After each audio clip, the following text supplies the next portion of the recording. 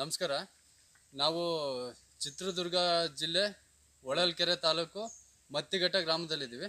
ನಾವು ASNL India private limited Hubli ವತಿಯಿಂದ ನಾವು ಬಂದಿರೋದು. ಇಲ್ಲಿ ನಿವೃತ್ತ ಶಿಕ್ಷಕರಾದ ನಾಗೇಂದ್ರಪ್ಪ ಸರ್ ಇದ್ದಾರೆ. ಅವರ ಮಗ ಆದ ಇವರು ಶಿವಪ್ರಸಾದ್ ಅವರು ಇದ್ದಾರೆ.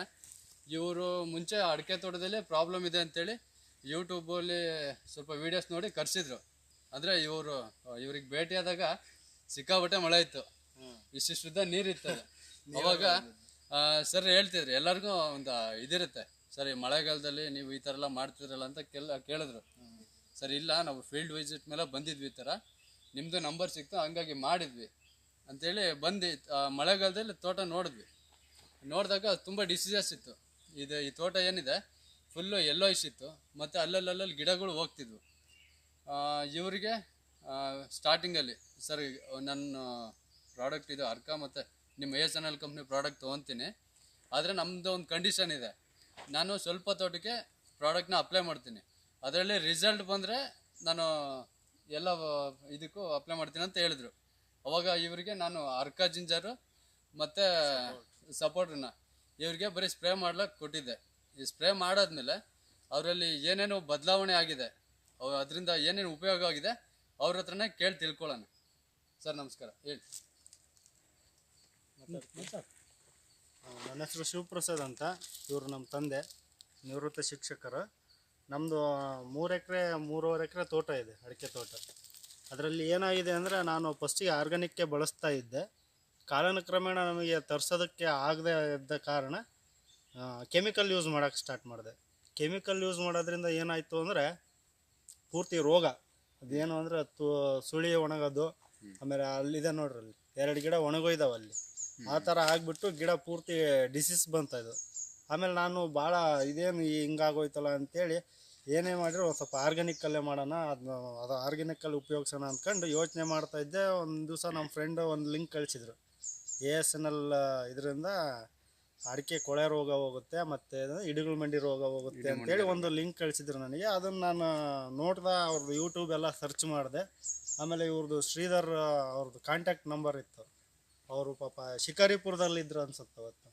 ಅವತ್ತು ನಾನೇ ಫೋನ್ ಮಾಡಿ ಕರೆಸಿ ಏನು ದುರದೃಷ್ಟ ಅಂದರೆ ನಾನೇ ತಗೋಣಕ್ಕೆ ಹಿಂದೆ ಮುಂದೆ ನೋಡಿದೆ. ಯಾಕೆಂದರೆ ಆಲ್ರೆಡಿ ಭಾಳಷ್ಟು ಜನ ನಮ್ಮನ್ನು ಮೋಸ ಮಾಡಿದ್ದಾರೆ ಈ ಇದರಲ್ಲಿ.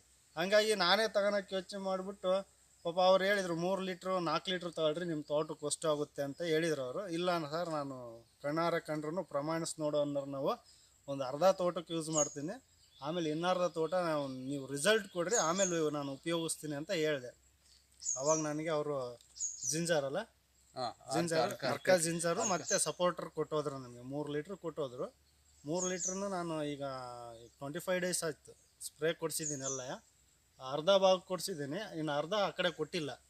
ಅದು ಸ್ವಲ್ಪ ಯೆಲ್ಲೋ ಕಲರ್ ಇದೆ. ಅದು ಕೊಟ್ಟಿರೋ ಭಾಗ ಎಲ್ಲ ಗ್ರೀನಿಶ್ ಆಗಿ ಚೆನ್ನಾಗಿದೆ. ರೋಗ ಬಿದ್ದಿರೋ ಗಿಡಗಳು ಸ್ವಲ್ಪ ಈಗ ಚೇತರಿಸ್ಕೊಂತ ಇಲ್ಲ. ಹಾಂ, ಇಲ್ಲಿದೆ. ಇದೆಲ್ಲ ಡಿಸೀಸಸ್ ಇರೋದು, ಮೇಲ್ಗಡೆ ಕ್ಲಿಯರ್ ಆಗಿ ಲೆಂತಿಯಾಗಿ ಬರ್ತದೆ. ಈ ಸುತ್ತಮುತ್ತಲೆಲ್ಲ ನೋಡಿರ್ಬೋದು, ಎಲ್ಲ ತೋಟ ಎಲ್ಲ ಗ್ರೀನ್ಸ್ ಇದೆ. ಸಸಿ ಗಿಡ ಏನಿದಾವೆ ಅವು ಬೇಗ ಇಂಪ್ರೂವ್ ಆಗ್ತವೆ. ನಮ್ಮ ಸ್ವಲ್ಪ ಲೆಂತ್ ಇರೋ ಗಿಡ ಆಗಿರೋದ್ರಿಂದ ಸ್ವಲ್ಪ ಟೈಮ್ ತಗೊಳುತ್ತೆ. ಇನ್ನೊಂದು 15 ದಿವಸ 20 ದಿವಸದಲ್ಲಿ ಈಗ ರೋಗ ಆಗಿರೋವು ಸಹಿತ ಹೊಸ್ದಾಗಿ ಚೆನ್ನಾಗಿ ಗ್ರೀನಿಶ್ ಆಗಿ ಅವು ಆಗ್ತಾ ಇದ್ದಾವೆ. ವೆಯ್ಟ್ ಮಾಡ್ತಾ ಇದ್ದೀವಿ ಅವ್ರನ್ನ. ಹಾಗಾಗಿ ಇಲ್ಲಿ ನಮ್ಮೂರಲ್ಲಿ ಈಗ ಬೇಡಿಕೆ ಜಾಸ್ತಿ ಆಗಿದೆ. ಇದಕ್ಕೆ ASNL ಪ್ರಾಡಕ್ಟಿಗೆ ಬೇಡಿಕೆ ಜಾಸ್ತಿ ಆಗಿರೋದು. ಇವತ್ತು ಕರೆಸಿದ್ದೀನಿ ನಾನು ಅವರನ್ನು. ಕರೆಸಿದ್ದೆ, ಅವರು ನಿಮ್ಮೊಂದು ತೋಟ ಶೂಟ್ ಮಾಡ್ತೀವಿ ಅನ್ನೋದಕ್ಕೆ ಶೂಟ್ ಮಾಡ್ತಾ ಇದ್ದಾರೆ. ಒಟ್ಟಾರೆ ಒಳ್ಳೆ ಪ್ರಾಡಕ್ಟ್ ಇದೆ ಇದು, ರೈತರಿಗೆ ಹೆಲ್ಪ್ಫುಲ್ ಆಗಿದೆ. ಏನು ನಮ್ಮೂರಲ್ಲಿ ನಮ್ಮ ಭಾಗದಲ್ಲಿ ಭಾಳ ರೋಗ ಇದೆ.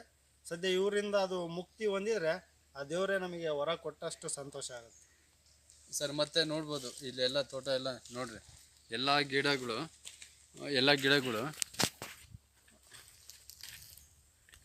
ಇದೆಲ್ಲ ನೋಡ್ರಿ, ಗರಿಗಳೆಲ್ಲ ಮೇಲ್ಗಡೆ ಎಲ್ಲ ಫುಲ್ಲು ಡಿಸೀಸಸ್ ಇದೆ.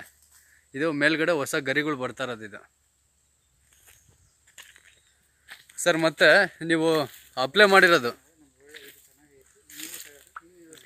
ಸರ್, ಮತ್ತೆ ನೀವು ಇದೆಲ್ಲ ಅಪ್ಲೈ ಮಾಡಿರೋದಲ್ಲ ಸರ್?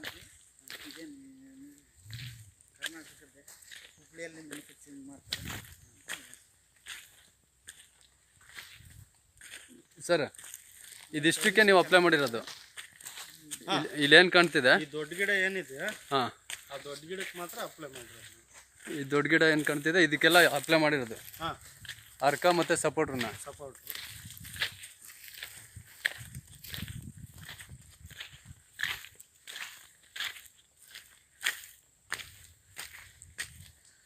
ಸರ್ ಈ ಕಡೆ ನೋಡ್ಬೋದು, ಇಲ್ಲ ಆ ಕಡೆ ಇಲ್ಲ.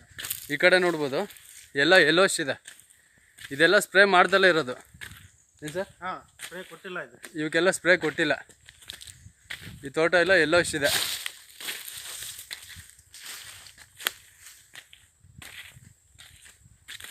ಸರ್ ಈಗ ಇದಕ್ಕೆಲ್ಲ ಕೊಟ್ಟಿಲ್ಲಲ್ಲ? ಇಲ್ಲ ಕೊಟ್ಟಿಲ್ಲ. ಹಾಂ, ಇದಷ್ಟು ಕೊಟ್ಟಿಲ್ಲ. ಈ ಸಸಿ ಗಿಡ ಏನಿದ್ದು ಹಾಂ ಹಾಂ, ಯಾವಕ್ಕೂ ಕೊಟ್ಟಿಲ್ಲ. ಇದಕ್ಕೆಲ್ಲ ಕೊಟ್ಟಿಲ್ಲ. ಸಸಿ ಗಿಡದಲ್ಲಿ ಒಂದು 2 ಸಾಲಿಗೇನೋ ಕೊಟ್ಟಿರೋದು ಅಷ್ಟೇ ಅದು. ಹಾಂ ಹಾಂ ಹಾಂ. ಅಣ್ಣ ಇದಿಷ್ಟು ಸ್ಪ್ರೇ ಕೊಟ್ಟಿಲ್ಲ ಸರ್ ಇದಕ್ಕೆ? ಇಲ್ಲ ಕೊಟ್ಟಿಲ್ಲ ಅದು.